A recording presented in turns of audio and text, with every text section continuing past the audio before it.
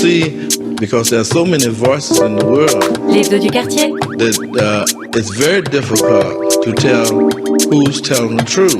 Vous êtes sur l'hebdo du quartier. Bonjour à tous et à toutes et bienvenue dans votre agenda de la semaine. Alan Barreau au micro pour vous servir. L'ambiance est aux luttes. Cette semaine, il y a eu une manif contre le réchauffement, pour le réchauffement climatique, contre le réchauffement climatique, une contre les inégalités hommes-femmes et évidemment contre la réforme des retraites. D'ailleurs, si vous êtes actif dans les luttes et habitant du quartier sud de Rennes, rendez-vous à Clémenceau mercredi 15 mars à 10h30 pour rejoindre la manif contre la réforme des retraites. Qui aura pour départ Place de Bretagne. Aujourd'hui, donc, c'est ma première fois en tant que leader de cette émission, mais je suis rassuré car Aurélia Thomas est à mes côtés pour présenter cet hebdo. Bonjour Aurélia. Bonjour Alan, tout va bien se passer. J'espère. Aujourd'hui, tu as la joie de prendre ma place et tu nous proposes donc une chronique qui tire son idée d'un léger coup de gueule, c'est bien ça ? Tout à fait, bon teaser Alan, merci. L'éphéméride d'aujourd'hui fera l'éloge des figures féminines et historiques du monde.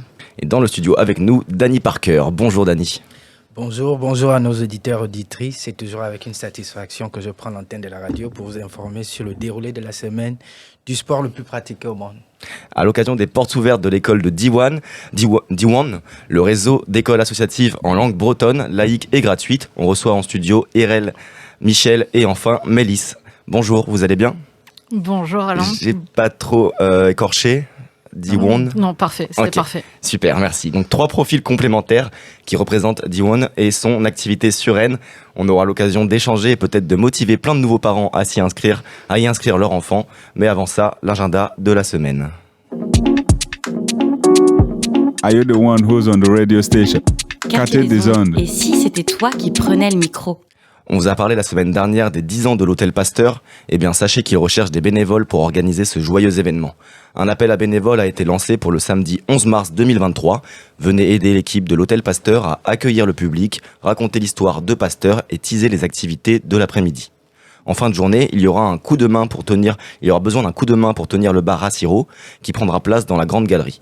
L'hôtel vous propose des créneaux d'1h15, mais vous pouvez très bien en cumuler plusieurs si vous êtes motivé. Rendez-vous sur leur site, vous trouverez le lien pour vous y inscrire, sinon n'hésitez pas à les appeler. Et oui, l'Hôtel Pasteur, l'ancienne université de dentistes la plus punk de l'histoire de l'humanité, je pense. N'est-ce pas ? Les tombées de la nuit reviennent avec les journées qui s'allongent. Youpi, retrouvez le programme mars-avril dans le métro et dans les commerces rennais, notamment un safari urbain déjanté. Donc je vous explique. La compagnie Victor B vous propose Walking Therapy. C'est samedi 25 mars. C'est gratuit, mais sur réservation avec un départ à 15h, place Saint-Germain. Donc le projet, en fait, vous pointez et les comédiens vous embarquent en centre-ville sous casque audio dans une virée absurde en walking thérapie pour mieux chasser tout ce qui assombrit notre désir d'une vie meilleure. Donc adieu au grand malheur, à la tristesse, à la peur de l'autre et de nous-mêmes. C'est un moment intense à vivre seul ou accompagné. C'est samedi 25 mars, dépêchez-vous de réserver. On vous parle souvent d'événements gratuits, mais parfois il faut de la thune. La thune ne tombe pas du ciel. C'est une dure réalité. Surtout que trouver un emploi n'est pas si simple et s'y épanouir encore moins. Connaissez-vous WeCare ? Pour faire très court, c'est un réseau de missions locales. Ils ont lancé les actions notamment recruter autrement. La prochaine se déroule sur le quartier de Clenay et le centre-ville le jeudi 16 mars. Pierre-Yves, chargé de mission d'animation territoriale chez WeCare, vous en parle. Donc la prochaine action Recrute Autrement aura lieu sur les quartiers de Clenay et du centre-ville, et physiquement ça sera à Clenay.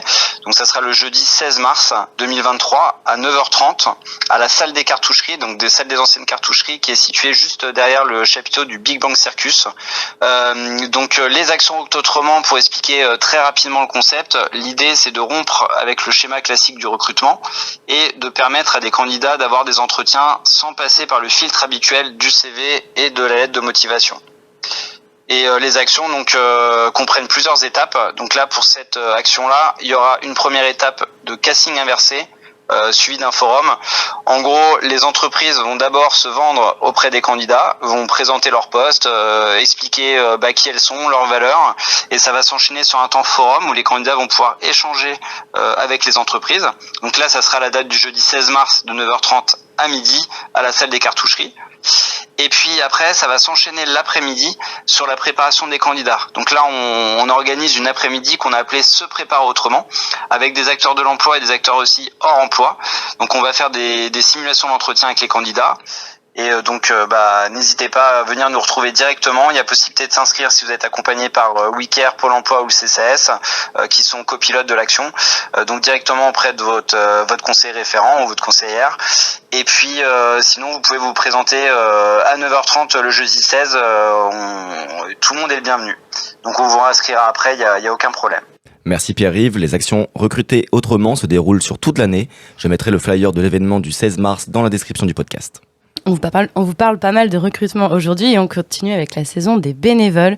Ça y est, c'est la période des rencontres et des fêtes. L'École Vert, la ferme urbaine qui est située juste à côté du Triangle, recherche des bénévoles aussi.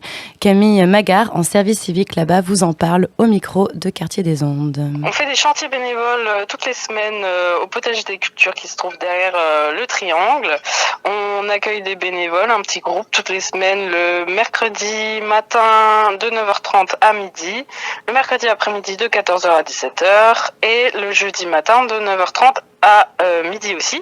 Et là, durant ces quelques heures qu'on passe ensemble, on fait un petit peu de jardinage, des semis, du désherbage, des petits travaux de bricolage, plein de choses qu'on travaille dans les mains dans la terre, tous ensemble. Et puis on est amené à discuter avec plein de personnes différentes qui viennent sur le potager et on finit toujours nos créneaux, nos chantiers bénévoles par un petit café, un petit thé très ensemble pour discuter de tout et de rien. C'est super sympa, donc venez nous rejoindre, on vous attend au potager des cultures. D'ailleurs, leur sirop est incroyable. Ils utilisent toutes les herbes de leur jardin et ça, c'est cool. Toujours dans le quartier, Expose ton style est de retour. L'année dernière, on avait réalisé des plateaux en direct de cet événement à la radio. Décoration de vélos, trottinettes, atelier maquillage, fanion, cirque, marionnettes et tant d'autres. Tout est gratuit et en libre accès. L'événement se passe mercredi 15 avril de 14h à 17h au Triangle, la cité de la danse qui est située juste à côté du métro Triangle. Vous êtes tous et toutes les bienvenus. C'est peut-être l'occasion de rencontrer d'autres parents du quartier. D'ailleurs, si vous êtes parent dans le Blône, Carrefour 18 vous propose de souffler un peu et d'échanger autour de la parentalité chaque mercredi de 15h30 à 17h30. Ça s'appelle la pause parent et ce mercredi 15, Carrefour 18 accueille Rocio Pardo de formation psychologue pour parler de nos enfants et de notre parentalité. C'est sans inscription, gratuit et ouvert à toutes et à tous. Message à tous les papas, si vous êtes dispo, faites un effort car ça ne s'appelle pas la pause maman. J'en profite pour rappeler que la pause parent se délocalise une fois par mois dans nos studios. C'est rattaché à notre émission La mécanique de l'esprit. Et c'est vrai que pour le moment, je n'y ai vu que des mamans. Mais ça reste toujours un échange hyper constructif. Alors je sais qu'il est encore un peu tôt, mais si je vous dis jour de l'été, musique partout, tout le temps, partout, vous pensez à quoi ? Pensez à quelle fête ? Fête de la musique. Oui, fête de la musique.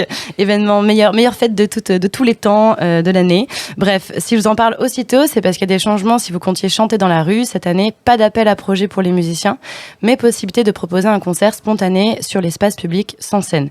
Donc l'appel à initiative commence maintenant pour le 21 juin 2023. Si vous êtes une asso intéressée, il y a des places pour proposer une scène, place Hoche, place du Parlement, square Hyacinthe, Lorette ou encore aux portes Mordelaises. Il faut envoyer le dossier complété pour le 15 mars au plus tard, donc c'est vrai que c'est quand même bientôt. D'ailleurs, si vous avez un projet en quartier, les directions de quartier sont là pour vous accompagner sur la faisabilité de votre projet. Il faut remplir des dossiers et oui, d'ailleurs, derrière chaque projet cool, il y a malheureusement de la paperasse à faire. Mais bon, pour un bel événement comme ça vaut le coup. Avant la fête de la musique, c'est le festival Quartier en scène qui revient.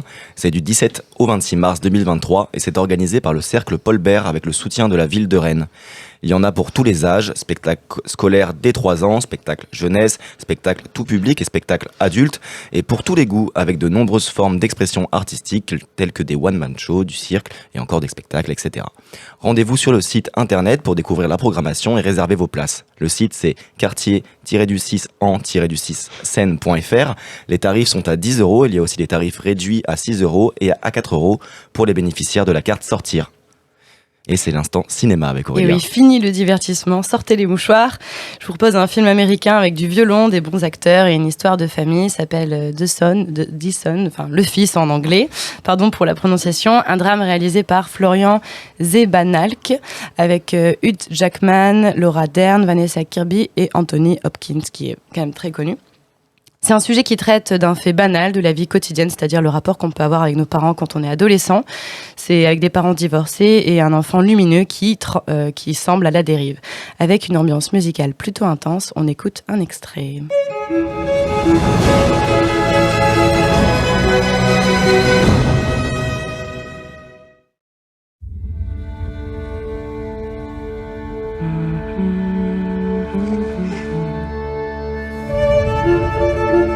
Qu'est-ce que tu fais là? Nicolas ne va plus en cours depuis presque un mois. Je voulais te demander comment ça va. Il s'est passé quelque chose? Tu te rends compte que le lycée envisage de te renvoyer? Je peux vivre avec toi? Tu dis que tu ne te sens pas très proche des gens de ton âge. Ton autre fils aussi a besoin de toi. Et tu travailles à longueur de journée. Est-ce qu'il a réussi à parler du divorce? J'ai essayé de te soutenir, de te donner de la force. Qu'est-ce qui se passe? Tu te drogues? Tu crois vraiment que tu peux vivre comme ça en faisant ce que t'as envie de faire? Je comprends pas ce qui m'arrive. Vous pouvez retrouver The Sun au cinéma Arvor dimanche et mardi 20h15, mais aussi samedi, lundi à 16h, avec même une séance à 13h15 au cinéma Arvor.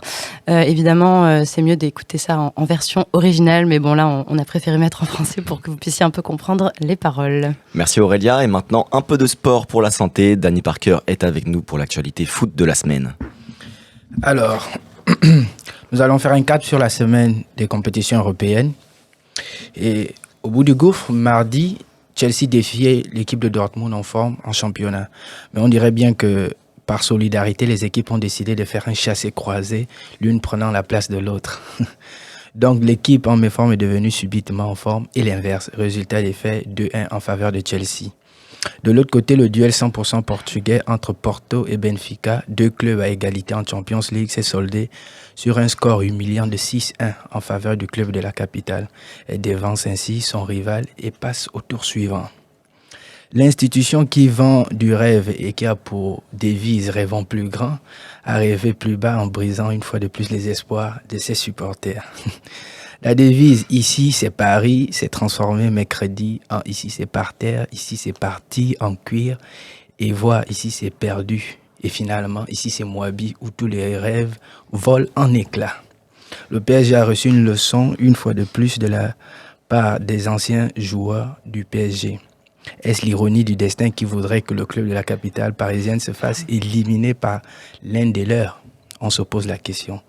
Pour cette victoire, le Bayern, je cite, « Ça c'est une journée de boulot, MDR », des propos recueillis par Kylian Mbappé. Disons tout simplement que la balade était facile et que le Bayern a joué avec les espoirs des Parisiens. De son côté, Milan, à pas de tortue, fait un saut vers le tour suivant grâce à la victoire du match aller. Les deux équipes se neutralisent au match retour sur un score de 2-2. Après sa lourde défaite 7-0 en week-end face à Liverpool, Manchester United a renoué avec la victoire hier en Europa League en se vengeant sur le Real Betis sur le score de 4-1. Il faut dire que le club de Manu a remporté compte réglé de ses comptes avec les clubs espagnols qui ne veut pas voir en peinture à cause de la défaite de 2021 perdue en finale de l'Europa League face à Villarreal. Arsenal cale face au Portugal sur un score de 2-2 contre le Sporting. L'AS Roma de José Mourinho prend une solide avance de 2-0 sur la Real Sociedad. Et que dire de l'ange qui veille actuellement sur la Juventus et qui lui assure des victoires. Le déclic probable de la Coupe du Monde que vit Angel Di Maria depuis sa reprise avec la Juventus est salvateur pour le club italien. Le seul club espagnol à s'être illustré est le FC Séville qui prend une sérieuse option pour le retour en battant le Fenerbahçe 2-0. Au cours de cette même journée, nous retenons la victoire du Bayern Leverkusen, du match nul entre Union Berlin et Royal Union et le Shakhtar Donetsk contre le Feyenoord. Le seul club français engagé en compétition européenne, en l'occurrence Nice, a su porter les espoirs du football français. Moins attendu au détriment de Paris, Monaco, Rennes et Nantes, à cause de sa saison moyenne, Nice s'est imposé sur la plus petite démarche en tapant Sheriff Tirassol en Ligue Europa Conférence. Sur ce, je vous souhaite un bon début de semaine et de week-end, voulais-je dire, même si le temps ne sera pas si beau. Merci. Merci beaucoup Dany pour cette poésie et ce foot, ces actualités. On a échangé nos rôles aujourd'hui avec Aurélia, comme vous pouvez l'entendre, et donc c'est donc elle qui présente l'éphéméride du jour. Qu'est-ce que tu nous as prévu ? Et oui, il n'est pas évident de passer après une voix de crooner comme celle d'Alan, mais je m'y colle. L'éphéméride raconte souvent la vie de grands hommes. Quand j'ai fait des recherches, des grandes avancées dans l'histoire, et oui, parce que en faisant mes petites recherches sur les différents sites d'éphémérides, j'avais beaucoup cherché, et je n'ai trouvé que des histoires d'hommes. Morts de médecins, chimistes et pères de la toxicologie, Mathieu Orfila, bataille d'Ivry, explorateur René Robert Cavalier, mort du prince Condé et patati patata. Ça, c'est les éphémérides de la semaine. Loin de dire que ces histoires ne m'intéressent pas, je trouvais un poil incohérent, presque grotesque de ne pas faire honneur à une grande femme pour ce mois de mars, celui des droits des femmes. Je pense qu'on peut leur consacrer plus d'une journée pour les avoir oubliés plusieurs siècles. Alors je fais une toute petite entrave à nos habitudes. Je ne collerai pas parfaitement à la date, mais j'aimerais vous parler d'une femme inspirante, créative, celles qui ont bouleversé l'histoire et dont personne ne connaît rien.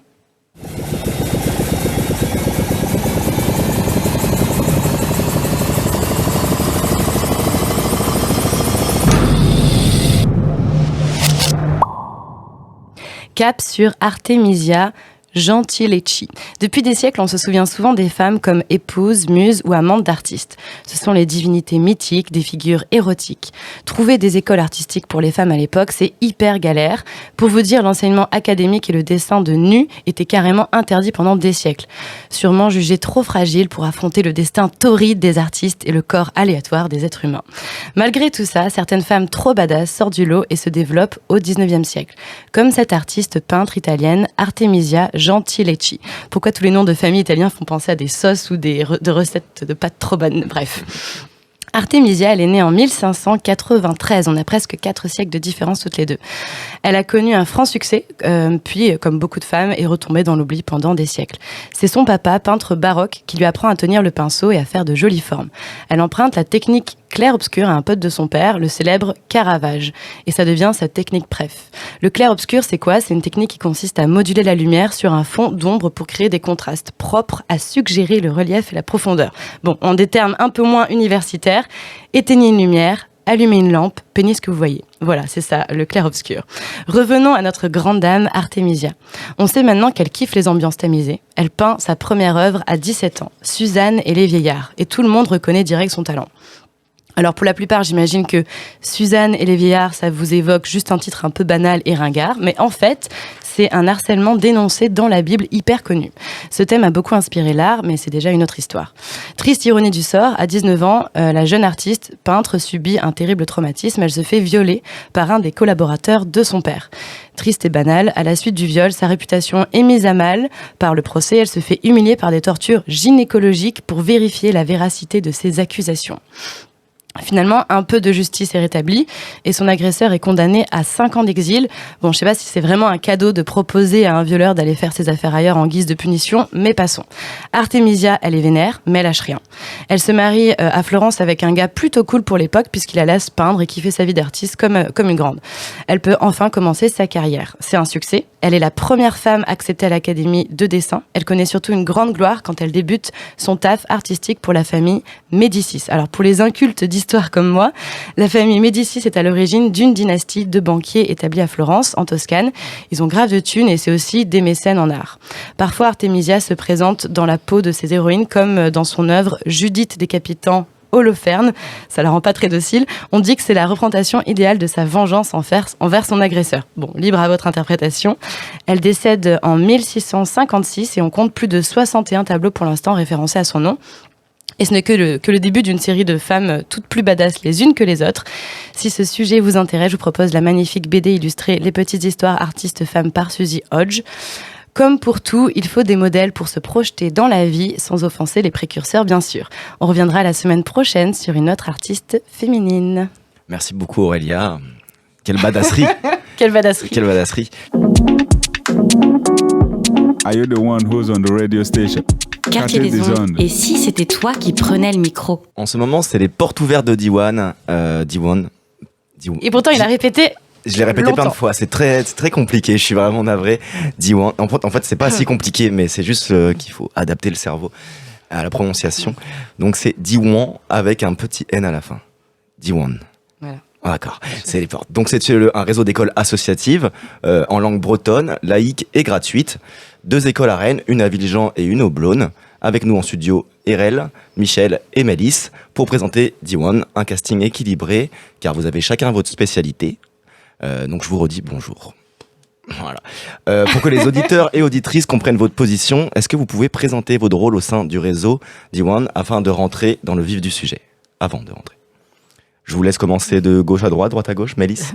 Bonjour, donc je suis Mélisse, je travaille pour l'association Diwan, du coup qui a pour but de coordonner le réseau qui est constitué d'établissements, d'écoles, de collèges et de lycées. Et mon rôle au sein de l'association Diwan est de développer le réseau, c'est-à-dire de participer à la croissance des écoles déjà existantes et d'ouvrir de nouvelles écoles. Merci, Erel. Donc moi, je suis Erel, bonjour à tous. Je suis donc maman d'élèves à l'école du Blône et puis du coup parent aussi actif dans la vie associative de l'école dont on va pouvoir parler. Et Michel. Eh bien, écoutez, moi je suis parent d'élève d'une élève qui était au Blône et qui est maintenant à Villejean, donc qu'on appelle chez nous Kérian, puisque Villejean ça fait Kérian en breton.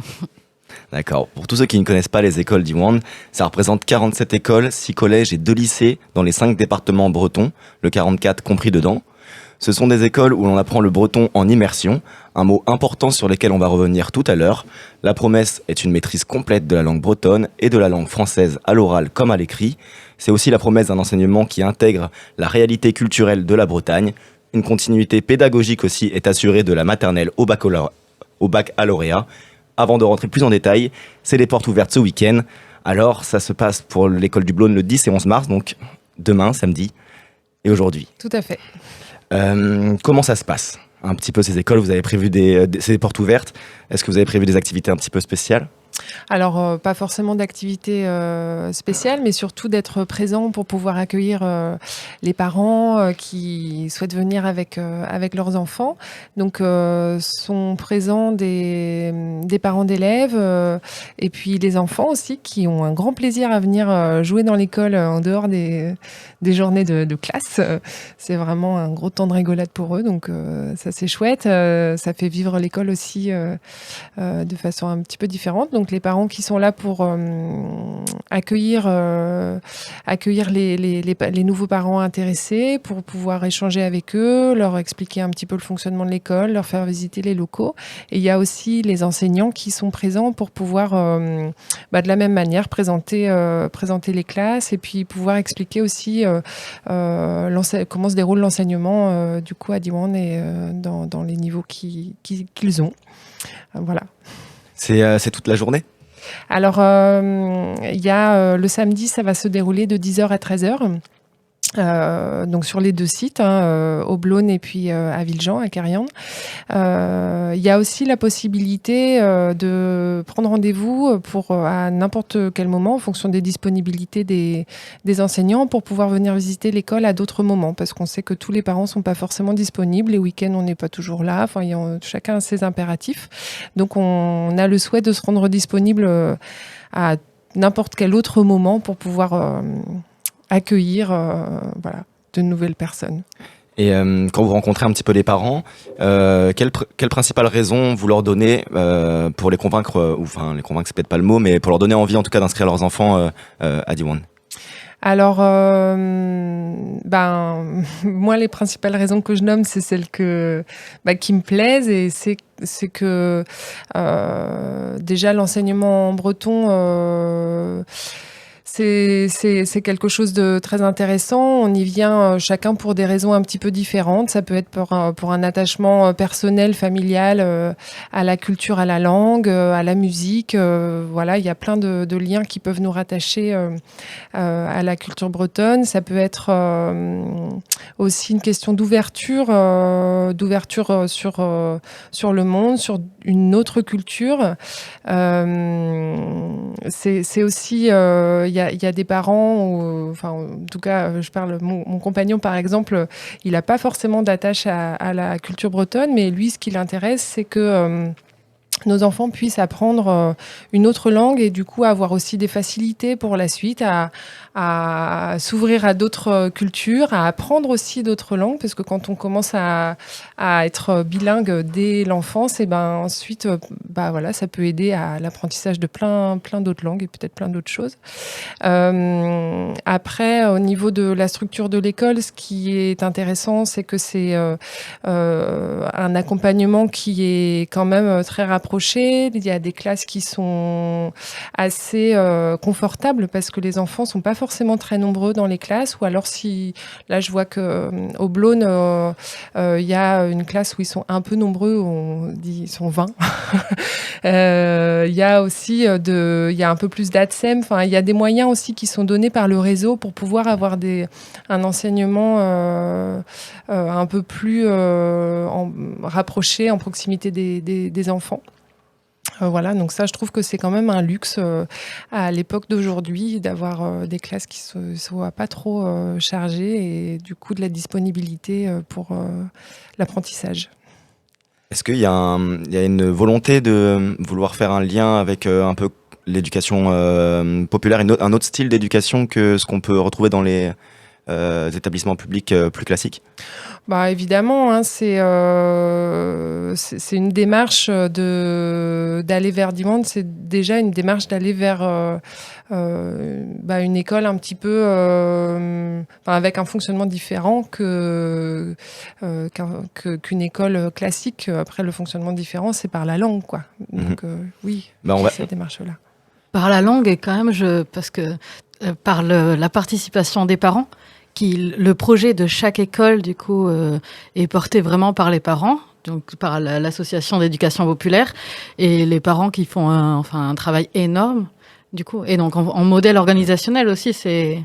Voilà, y a ça qui on parlait des ATSEM, j'ai cru comprendre que certains parents, du coup, pouvaient participer à cette aide pour les enfants. Est-ce que c'est vrai ou c'est pas le cas ? Alors, en fin de compte, chaque école donc, est portée par l'association des parents d'élèves, donc par des parents. Et les parents ont la charge RH, disons la charge employeur, pour les ATSEM, pour tout le personnel d'enseignants. C'est également les personnes qui font le ménage, qui gèrent la cantine. Voilà, mais... Gros travail participatif des parents. On va y revenir, vous inquiétez pas. Lorsqu'on parle d'ailleurs d'établissements qui sortent un petit peu des schémas classiques, on peut avoir beaucoup de préjugés collés aux fesses qui peuvent amener à de l'appréhension de la part des parents. Donc on va essayer d'en faire un peu le tour. Est-ce que ça vous va ? Pour un parent, apprendre le breton et se rapprocher de la réalité culturelle de la Bretagne, quel intérêt peut-il y voir pour son enfant ? Donc on y a un peu répondu. Donc si je peux aller plus loin, quel intérêt d'apprendre le breton de manière culturelle, professionnelle, sociale pour l'enfent ? Vous pouvez répondre peut-être chacun un thème, je sais pas. Alors moi, pour mon expérience personnelle, je pense remarquer que toutes les personnes quand même dans mon entourage qui ont été à Diwan et qui sont aujourd'hui des adultes ont, je trouve, une ouverture d'esprit vraiment intéressante qu'on trouve pas partout. Enfin, j'ai l'impression que c'est quand même un schéma d'apprentissage qui fait que il y a vraiment une ouverture culturelle qui se fait et qui se poursuit en fait par la suite. Ça devient très intrinsèque aux personnes, quoi. Voilà, après, certainement des choses à compléter. Non, mais oui, je te rejoins là-dessus. Et après, quel intérêt je ne sais pas si l'approche par intérêt est forcément nécessaire déjà. L'intérêt d'ouverture sur le monde, et au-delà de ça, si on parle d'intérêt professionnel, Je sais pas exactement, enfin voilà si c'est en si fait, c'est pertinent, mais en tout parents, cas, par contre, un intérêt, oui, par rapport à ce que Erel a déjà cité sur le bilinguisme précoce, du coup, d'une facilité d'apprentissage. Et également d'échanges avec les autres, avec qui que ce soit en fin de compte, et également d'un point de vue organisationnel de savoir s'organiser avec les autres, s'organiser en groupe, voilà. Ok, donc c'est le côté vraiment fonctionner en collectif, et aussi j'entends souvent ça, c'est vrai que d'apprendre une langue, ça permet de souvent s'ouvrir à une culture, donc s'ouvrir aussi en termes d'esprit, rencontrer des gens. Donc pour finir, venez aux portes ouvertes, évidemment, le samedi 11 mars. Alors, moi, j'aurais juste bien aimé communiquer les contacts, parce que ça peut être intéressant pour les personnes qui voudraient échanger avec nous. Donc, on est joignable par téléphone, donc le 02 99 32 44 50. Donc, c'est le numéro de l'école du Blône, mais j'en donne qu'un, comme ça disperse pas l'information, et de toute façon, la personne qui décrochera pourra répondre. Et puis, on a un site internet qui est tout frais et tout beau. Oui, et c'est www.diwanbroazon, donc Diwan, D-I-W-A-N, B-R-O-A-Z-O-N.bzh. Voilà. Merci Erel, merci Michel, merci Mélisse pour votre bienveillance. Merci à Aurélia et merci à Dany pour leur chronique. Vous pouvez retrouver l'interview complète dans notre émission Parole aux assos. C'était Alan au micro. À bientôt.